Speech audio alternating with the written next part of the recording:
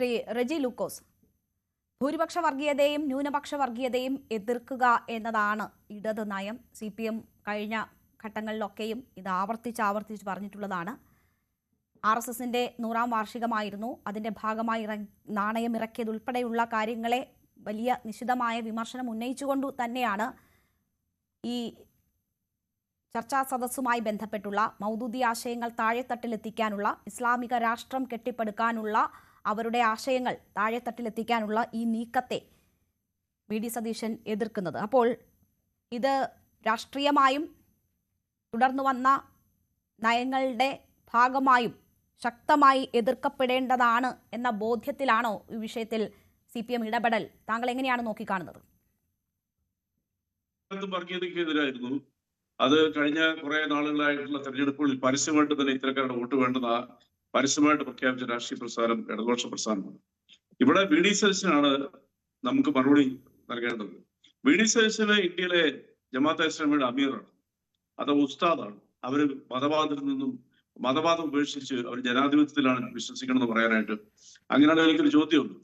ഈ ജമാഅത്തെ ഇസ്ലാമിയുടെ സ്ഥാപകൻ മൗദൂദി ഒരു പാകിസ്ഥാനിയാണ്. അയാൾ സ്ഥാപിച്ചതിനെന്നറിയോ?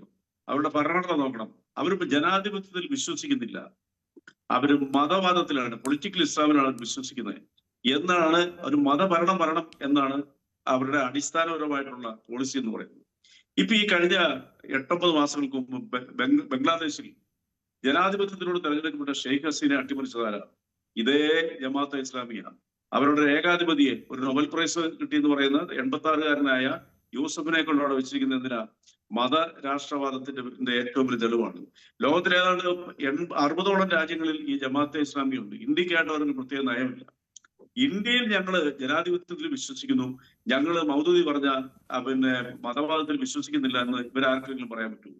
അതാണ് അവരെന്താണ് അവരുടെ ആശയങ്ങൾ എന്താണ്? ഇപ്പോൾ ഒരു മലപ്പുറത്ത് അടച്ചിട്ട ഒരു ഹാളിൽ നിന്ന് അവരുടെ ആളുകളെ പഠിപ്പിക്കാൻ തോന്നുന്നു ഇതേ ആശയം തന്നെ അല്ലെ? അവർ പരസ്യമായിട്ട് അവരുടെ മൗദൂദിയെ ഞങ്ങൾ തള്ളിക്കളഞ്ഞിരിക്കുന്നു, മൗദൂദി ആശയങ്ങളുമായിട്ട് ഞങ്ങൾ ബന്ധമില്ല.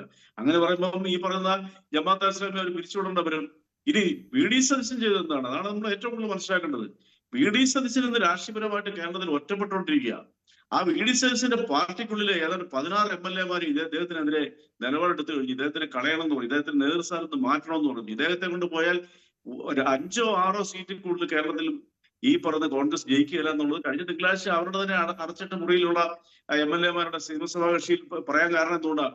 ഇതുപോലുള്ള വർഗീയവാദികളായിട്ട് കൂട്ടുകൂടിയിട്ടുണ്ട് കേരളത്തിലെ പൊതുസമൂഹം. 99% പൊതുസമൂഹം ഇവരെ എഴുതിത്തണ്ടെന്നുള്ളത് യാതൊരു സംശയമില്ല.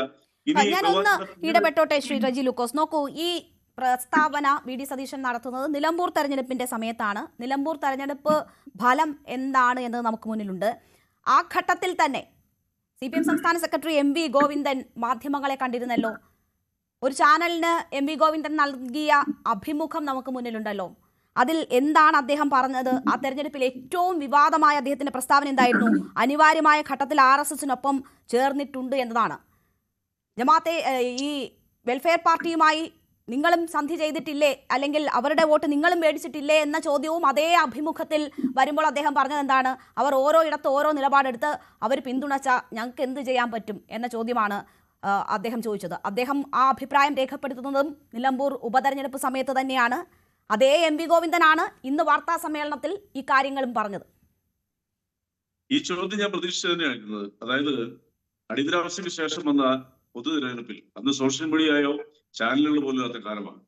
അന്ന് ജനതാ പാർട്ടി എന്ന് പറഞ്ഞൊരു പാർട്ടി സംഘടിച്ചു.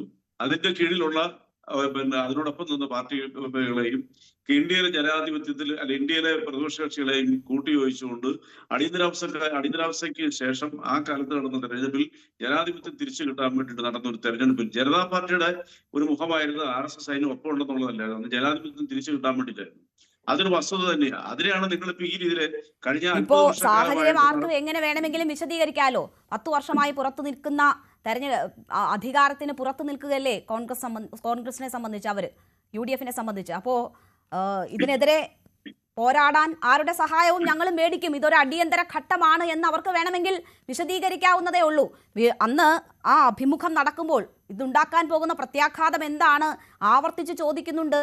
അദ്ദേഹം ഒരല്പം പോലും അതിൽ നിന്ന് പിന്നോട്ട് പോയില്ല. സത്യം തുറന്നു പറയാൻ എനിക്കൊരു പ്രശ്നവുമില്ല എന്നാണ് പറഞ്ഞത്. അപ്പോൾ അതേ എം വി ഗോവിന്ദനാണ് ഇന്ന് പറയുന്നത് ഭൂരിപക്ഷ വർഗീയതയും ന്യൂനപക്ഷ വർഗീയതയും ഒരുപോലെ എതിർക്കപ്പെടേണ്ടതാണ് എന്ന് പറഞ്ഞിട്ട് ഇപ്പോൾ അടുത്ത അജണ്ട സെറ്റ് ചെയ്ത് മുന്നോട്ട് പോവുകയാണല്ലോ. അടുത്ത തെരഞ്ഞെടുപ്പുകളും വരികയാണല്ലോ. അപ്പോൾ നിങ്ങൾ കൂട്ടുകുടുംബം നല്ലത്, ഞങ്ങൾ കൂട്ടുകുടുംബം മറ്റുള്ളവരാകുമ്പോൾ ഇതാണ് എന്ന് മറ്റുള്ളവരെ കൊണ്ട് പറയിപ്പിക്കാനേ അദ്ദേഹത്തിന്റെ ഈ പ്രസ്താവന ഉപകരിക്കുകയുള്ളൂ.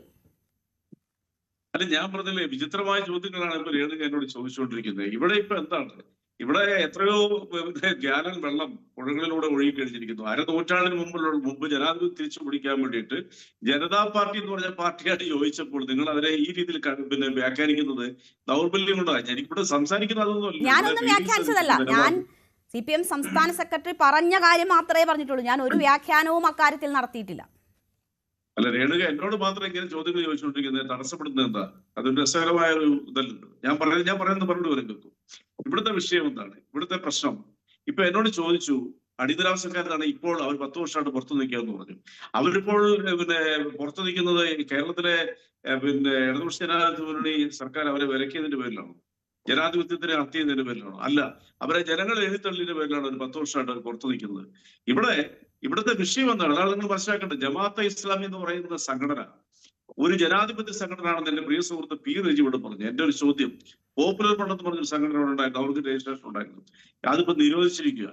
ഈ RSS BJP സജീവ് സാർ സൂചിപ്പിച്ചു, അത് മതാധിഷ്ഠിത സംഘടന തന്നെയാണ്. ശിവസേന എന്ന് പറയുന്ന മതാധിഷ്ഠിത സംഘടന തന്നെയാണ്. അത്തരം സംഘടനകൾക്കെതിരെ നിങ്ങൾ വിരൽ ചൂണ്ടാകുന്നുണ്ട്.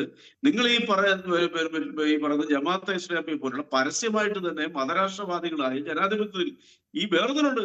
ഇന്ത്യൻ ജനാധിപത്യത്തെ താങ്കൾ വിശ്വസിക്കുന്നില്ല എന്ന് 2014 അവര് സർജർ നടക്കുന്നില്ല, അവരുടെ ഒരു ഇതുപോലെ ഒരു സമ്മേളനത്തിൽ പരസ്യമായിട്ട് പ്രഖ്യാപിച്ച. അപ്പൊ ചോദ്യം പറഞ്ഞു, ഞങ്ങളുടെ മൗദൂദ് ഞങ്ങളെ പഠിപ്പിച്ചിരിക്കുന്നത് അതാന്ന് പറഞ്ഞ ജനാധിപത്യത്തിൽ വിശ്വസിക്കുന്നില്ല എന്ന് ഭരണഘടനയുള്ള ഒരു പ്രസ്ഥാനത്തെ ജനാധിപത്യവാദികളായ അവർ മാറി ഇന്ന് വെള്ളം പൂശാനായിട്ട് ഈ VD സദസ്സിന് അവരുടെ അമീറാണോ? അങ്ങനെയാണെന്നല്ലോ അവർ പരസ്യമായിട്ട് പറയട്ടെ, ഞങ്ങള് മൗദൂദ് ഉപേക്ഷിച്ചു എന്നവർ പറയട്ടെ. അപ്പൊ ഇത് പിന്നെ നിലമ്പൂര് മാത്രമല്ല, പാലക്കാട് തെരഞ്ഞെടുപ്പിൽ എന്താ നടന്നത് രേണുകൾക്ക് അറിയാമല്ലോ. രേണു വളരെ സീനിയറായ ഒരു ജേർണലിസ്റ്റ് അല്ലേ. പാലക്കാട് അവർ പരസ്യമായിട്ട് SDPയെയും ഈ ജമാഅത്തെ ഇസ്ലാമിയെയും പരസ്യമായിട്ട് പിന്തുണ പറഞ്ഞപ്പോൾ അത് നിങ്ങൾക്ക് വേണോ എന്ന് ചോദിച്ചപ്പോൾ അതിനെതിരായിട്ട് ഒരു മറുപടി പോലും ഒന്ന് മൂളുക പോലും ചെയ്യാത്ത പാർട്ടിയാണ് ഈ VD സദസ്യനും ഈ അന്നത്തെ സ്ഥാനാർത്ഥിയും. നിലമ്പൂർ ഒരു പരസ്യമായിട്ട് മുന്നണിയെ പോലെ അവർ കൂടെ വന്നു. ഇനി എന്തിനധികം കേവലം 15-16 ദിവസങ്ങൾക്ക് മുമ്പ് ജമാഅത്തെ ഇസ്ലാമിയുടെ തലമുതിർന്ന നേതാവ് പ്രഖ്യാപിച്ചു, ഞങ്ങളുടെ 2 സ്ഥാനാർത്ഥികൾ അടുത്ത നിയമസഭാ തെരഞ്ഞെടുപ്പിൽ ഞങ്ങൾ പിന്തുണയ്ക്കുന്ന 2 സ്ഥാനാർത്ഥികൾ UDFിനോടൊപ്പം ഉണ്ടാവുമെന്ന് പറഞ്ഞു. ഈ അതിലുപരിയായിട്ട് പി റജി പറയേണ്ട ഒരു മറുപടി ഉണ്ട്. മുസ്ലിം ലീഗ് ഈ ജമാഅത്തെ ഇസ്ലാമിയെ കൂടെ കൂട്ടാൻ തയ്യാറാണോ? പറയൂ. അവർ പരസ്യമായിട്ട് തള്ളിക്കളഞ്ഞിരിക്കുന്നു. അതുപോലെ തന്നെ ഇവരെ അനുഭവിക്കുന്ന സമസ്ത പൂർത്തിയാക്കിക്കട്ടെ. എന്റെ ചോദ്യത്തിനുള്ള മറുപടി ഇതാണ്. ഇനിയിപ്പോ നിങ്ങളിപ്പോ അവരെ ജനാധിപത്യവാദികളായിട്ട് വെണ്ണപൂശാൻ ശ്രമിച്ചാലോ? ഞാൻ പറഞ്ഞല്ലോ, 53ഓളം രാജ്യങ്ങളോട് ഒരു പ്രസ്ഥാനമാണ് ഈ ജമാഅത്തെ ഇസ്ലാമി. കേരളത്തിൽ ഒരു പൊതുസമൂഹം ഉണ്ട്, ഏതാണ്ട് 4 കോടി വരുന്ന 2,50,00,000 വരുന്ന വോട്ടർമാരുണ്ട്. ആ സമൂഹം നിങ്ങളുടെ നിലപാടിനെ അംഗീകരിക്കുമോ? ഈ കൊടും വർഗീയവാദികളെ, ഈ ജനാധിപത്യ വിരുദ്ധവാദികളെ, ഇന്ത്യൻ ജനാധിപത്യത്തിൽ ഞങ്ങൾ വിശ്വസിക്കുന്നില്ല എന്ന് പറഞ്ഞ രാഷ്ട്രീയ ഈ സംഘടനയെ ഈ നാട്ടിലെ ജനങ്ങൾ അംഗീകരിക്കുമോ? നിങ്ങൾ ഞങ്ങളെ കുറിച്ച് എന്ത് വേണമെങ്കിലും പറഞ്ഞോളൂ. അതിനുള്ള മറുപടി 2026 കിട്ടും. അതാണ് VD സദസ്സിന്റെ നേതൃത്വത്തെ പോലെ ചോദ്യം ചെയ്യപ്പെടുന്നത്.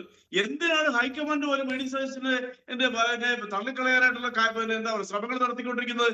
ഈ ഒറ്റ കാരണം കൊണ്ടാ.